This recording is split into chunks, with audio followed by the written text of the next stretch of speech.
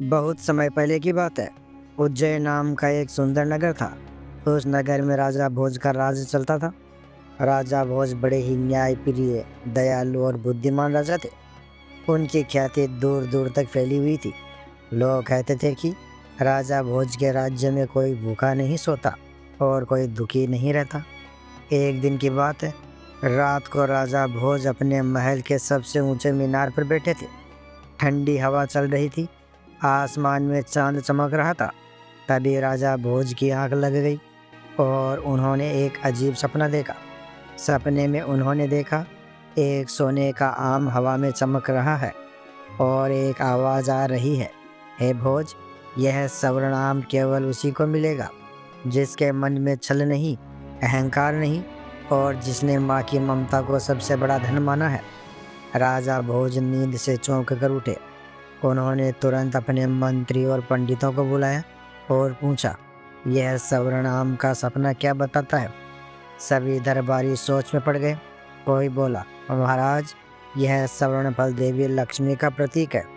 दूसरा बोला, यह संकेत है कि आपके राज्य में कोई ऐसी कन्या है जो स्वर्ण के समान पवित्र है। राजा भोज मुस्कुराए और बोले, अगर ऐसा है तो मुझे उसे ढूंढना होगा। वह कन्या कौन है जो इस स्वर्ण आम की अधिकारी है। अगले ही दिन राजा भोज ने साधारण वेश धारण किया। उन्होंने अपने सिर पर पगड़ी बांधी, साधारण कपड़े पहने और नगर नगर घूमने निकले। उनके साथ सिर्फ एक वफादार सैनिक था जो हर समय उनके साथ रहता था। उसी उज्जैन में एक व्यापारी रहता था जिसका नाम था सेठ धर्मदास। वह बहुत ईमानदार और धार्मिक स्वभाव का व्यक्ति था। उसके 3 बेटियां थीं। बड़ी बेटी ललिता, मझली बेटी मंजरी और सबसे छोटी चंद्रलेखा। तीनों बेटियां सुंदर थीं, पर उनके स्वभाव में बड़ा अंतर था। ललिता थोड़ी अभिमानी थी। मंजरी को सज धज कर रहने का बहुत शौक था और चंद्रलेखा बहुत ही सरल, दयालु और सच्चे मन की लड़की थी। व्यापारी अपनी तीनों बेटियों से प्यार करता था, लेकिन छोटी बेटी से उसे कुछ ज़्यादा ही लगाव था। एक दिन व्यापारी ने कहा, बेटियों, मैं व्यापार के काम से दूसरे नगर जा रहा हूँ। बताओ तुम्हें क्या ला कर दूँ। बड़ी बेटी बोली, पिताजी, मुझे चाहिए एक सोने की थाली जिससे मैं रोज़ पूजा कर सकूँ। मझली बेटी बोली, मुझे चाहिए एक सोने का पंखा जिससे मैं गर्मी में ठंडी हवा पा सकूँ।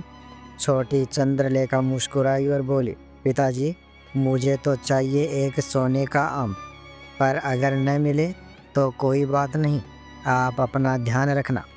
व्यापारी ने तीनों बेटियों के सिर पर हाथ रखा और शहर की ओर चल पड़ा। कई दिन बीते। व्यापारी ने बड़े बाजारों में जाकर बहुत खोज की। सोने की थाली और सोने का पंखा तो उसे आसानी से मिल गए, लेकिन सोने का आम कहीं नहीं मिला। वह जहाँ जाता लोग हंसकर कहते, सेठ जी, आम तो फल होता है, उसे सोने से कौन बनाता है। थका हारा व्यापारी सोच में पड़ गया, पर आखिर उसने निश्चय किया कि जो मिला उसे ही लेकर लौटना चाहिए। वह घर लौटा और बेटियों को उपहार दिए। बड़ी बेटी ने थाली पाकर खुशी जताई, मझले ने पंखा पाकर नाचना शुरू कर दिया और छोटी चंद्रलेखा ने मुस्कुराते हुए कहा, पिताजी, चिंता मत कीजिए, जब ईश्वर चाहेगा मेरा सोने का आम भी आ जाएगा। उसके शब्दों में कोई शिकायत नहीं थी, बस प्यार और शांति थी। व्यापारी की आंखों में आंसू आ गए। उसने मन में कहा, सचमुच यह लड़की सोने से भी ज़्यादा कीमती है। उसी समय राजा भोज अपने साधारण रूप में नगर की गलियों में घूमते हुए उसी व्यापारी के घर के पास पहुँचे। तभी उनकी नज़र उस छोटी लड़की पर पड़ी। वह आंगन में बैठी मिट्टी के दीपक बना रही थी। धूप उसके चेहरे पर पड़ रही थी और उसकी मुस्कान में एक अलग सी रोशनी थी। राजा भोज छिटक गए। उन्होंने मन में सोचा, क्या यह वही कन्या हो सकती है जिसके बारे में स्वर्ण आम वाले सपने में कहा गया था। उन्होंने व्यापारी से बात की और अपने आप को एक दूर राज्य का राजकुमार बताया। फिर बोले, सेठ जी, मैं आपकी सबसे छोटी बेटी से विवाह करना चाहता हूँ। व्यापारी घबरा गया। उसने विनम्र होकर कहा, राजकुमार जी, आपकी कृपा है, पर मेरी 2 बेटियाँ उससे बड़ी हैं। बिना बड़ी बेटियों की शादी किए मैं छोटी की शादी नहीं कर सकता। राजा भोज ने मुस्कुराते हुए कहा, जैसे आपकी इच्छा, पर मैं आपकी बड़ी बेटी को अपने माता पिता को दिखाने के लिए कुछ दिनों के लिए ले जाना चाहूँगा। व्यापारी ने कुछ सोचकर अनुमति दे दी। राजा भोज ने बड़ी बेटी ललिता को अपने साथ लिया। थोड़ी दूर जाने के बाद उन्होंने अपने घोड़े से कहा, ओ मेरे पवन घोड़े, हमें हमारे महल ले चलो। घोड़ा मानो जादू से उछला और कुछ ही देर में दोनों घने जंगल के बीच एक सुंदर महल के सामने पहुंच गए। महल का दरवाज़ा अपने आप खुल गया। भीतर सब कुछ स्वर्ण से चमक रहा था। राजा भोज ने ललिता से कहा, बैठो, आराम करो। वह उसे एक सुंदर आसन पर बैठा देते हैं। एक दासी आती है और उसे शरबत देती है। राजा भोज मुस्कुराते हुए पूछते हैं, कहो, इतने नरम आसन पर तुम पहले कभी बैठी थी? ललिता बोली, कभी नहीं महाराज, ऐसा आसन और शरबत तो मैंने सपने में भी नहीं देखा। वह बोली, यह तो जैसे अमृत है, ऐसा शरबत मैंने कभी नहीं पिया। राजा भोज चुप हो गए। उनके चेहरे पर हल्की गंभीरता आ गई।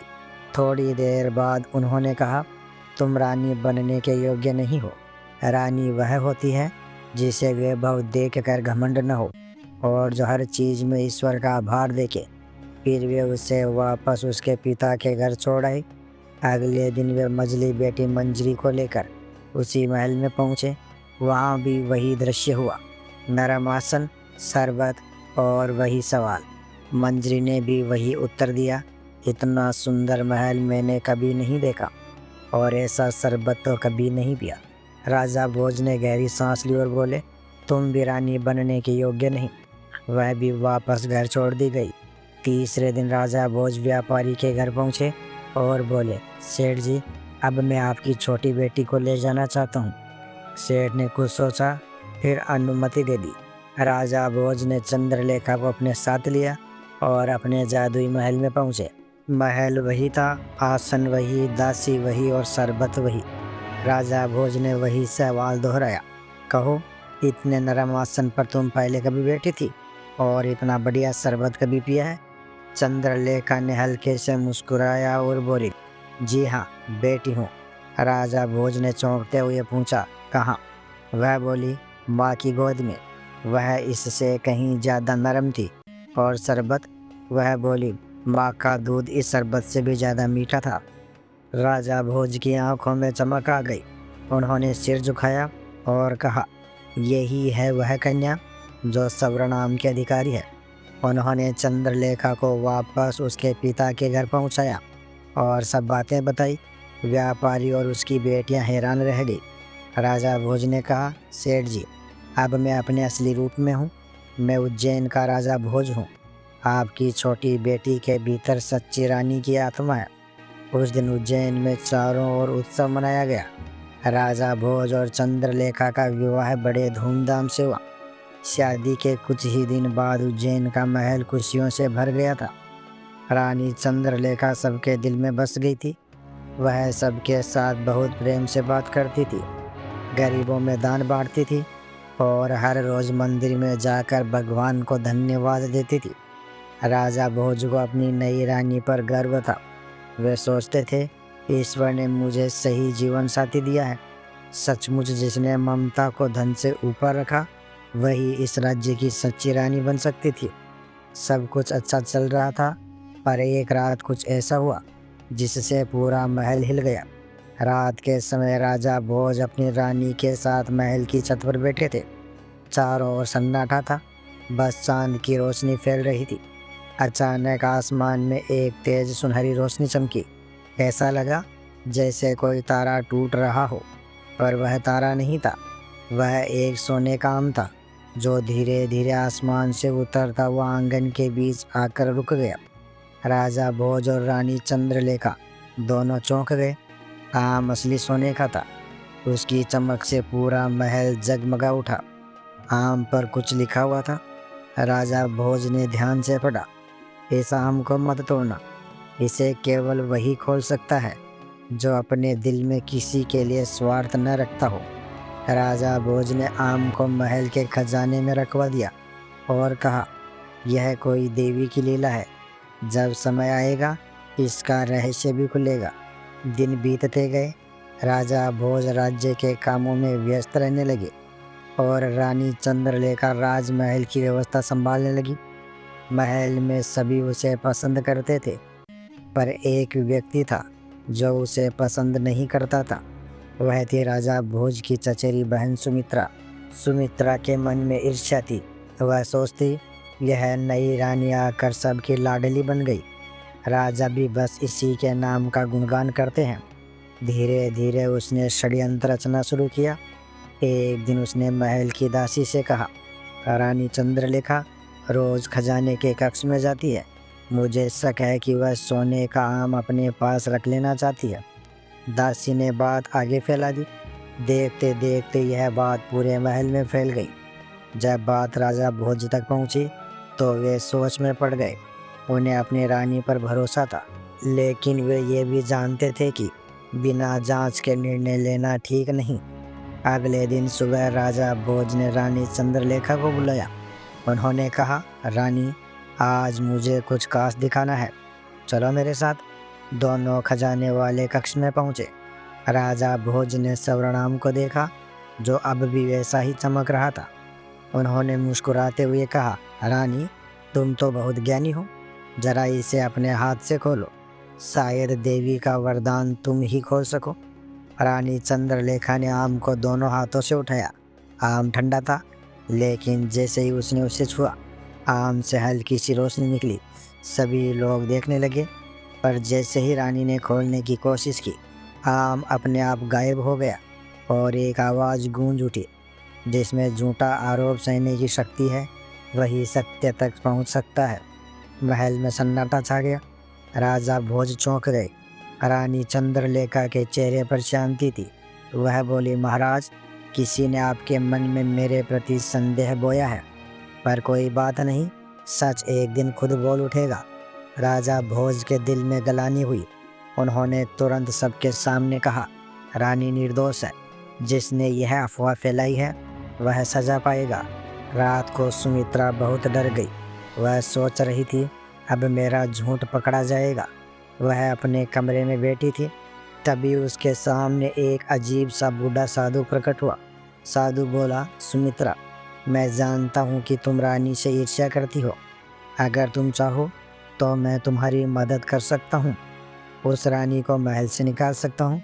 सुमित्रा ने पूछा, कैसे? साधु ने कहा, उस स्वर्णाम में एक राज है। वह कोई साधारण वस्तु नहीं, बल्कि राजा विक्रमादित्य के काल का वरदान है। वह आम तभी खुलता है जब कोई स्त्री अपने पति के प्रति सच्चे मन से समर्पित हो। अगर तुम किसी तरह उस आम को फिर से बुला सको और रानी से झूठा वचन दिलवा दो, तो उसका वरदान नष्ट हो जाएगा। सुमित्रा लालच में आ गई। उसने वैसा ही किया। रात के समय उसने गुप्त रूप से मंत्र पढ़े। आम फिर से आकाश से उतरा, पर इस बार वह चमकदार नहीं था, बल्कि धुआं छोड़ रहा था। और उस धुएं में एक आवाज़ आई, सावधान, जो छल करेगा उसका अंत निश्चित है। सुमित्रा हंस पड़ी। उसे लगा यह बस डराने वाली आवाज़ है। अगले दिन महल में हड़कंप मच गया। रानी चंद्रलेखा के कमरे में वही धुएं वाला सोने का आम मिला। लोगों ने कहा, देखो, सुमित्रा सही कहती थी, रानी के पास यह आम है। राजा भोज के सामने फिर सवाल खड़ा हुआ। रानी बोली, महाराज, मैंने इसे नहीं छुआ, यह अपने आप यहाँ आया है। राजा भोज बोले, मैं तुम्हें दोष नहीं दे रहा, पर अब यह रहस्य मुझे खुद सुलझाना होगा। उन्होंने आम को अपने हाथ में लिया। जैसे ही उन्होंने उसे पकड़ा, आम से एक तेज प्रकाश निकला और पूरा कमरा सुनहरी रोशनी से भर गया।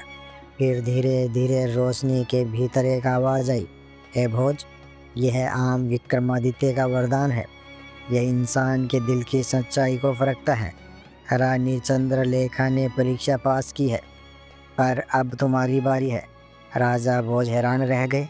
आवाज़ फिर आई, जिसने सच्ची निष्ठा को पहचाना वही सच्चा राजा कहलाएगा। राजा भोज ने आंखें बंद की और बोले, हे देवी, अगर मेरे मन में रानी के प्रति एक भी शंका बची हो तो यह आम मुझे जला दे। आम की चमक धीरे धीरे कम होने लगी। थोड़ी देर बाद वह फटकर दो भागों में बट गया। भीतर एक छोटा सा पत्र निकला जिस पर लिखा था, ममता सोने से बड़ी है, सच्चाई सोने से भारी है, और जो दूसरों की अच्छाई देख सके वही सच्चा राजा है। राजा भोज की आंखों से आंसू गिर पड़े। उन्होंने रानी का हाथ पकड़ लिया और कहा, रानी, मैंने तुम्हें परखा नहीं, खुद को परखा है। तुम ही इस सवर्ण आम की सच्ची अधिकारी हो। उस दिन उज्जैन में फिर से उत्सव हुआ। रानी ने अपने कर्मों की माफ़ी मांगी और साधु की चाल से मुक्त हो गई। सवर्ण आम को मंदिर में रख दिया गया ताकि सब लोग यह सीख ले कि सच्चा धन सोने का नहीं, दिल का होता है। राजा भोज ने दरबार में कहा, जो इंसान माँ की ममता और सच्चे प्रेम को सबसे ऊंचा मानता है वही ईश्वर के सबसे करीब है। और तभी आसमान से एक हल्की सुनहरी रोशनी उतरी जो महल के ऊपर चमकी और फिर हवा में मिल गई, जैसे देवी स्वयं आकर कह रही हो, जहाँ सच्चाई रहती है वहीं सवर्णाम खिलता है।